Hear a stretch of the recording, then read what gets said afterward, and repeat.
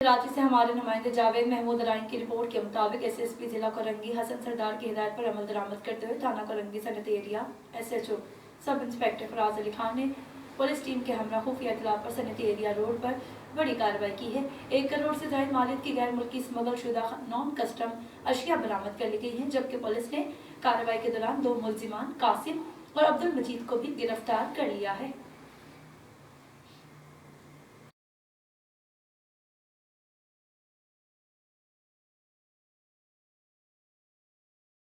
यहाँ पर आपको बता रहे हैं कार्रवाई की है पुलिस ने।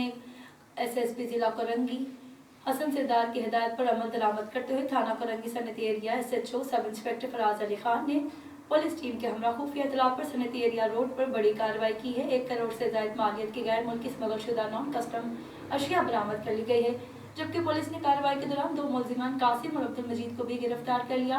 पुलिस हुकाम के मुताबिक नॉन कस्टम अशिया में चॉकलेट्स, किट कैट, बॉन्टी और आपको बता रहे हैं इन सबके स्नीकर्स के कॉटन्स बरामद किए गए हैं।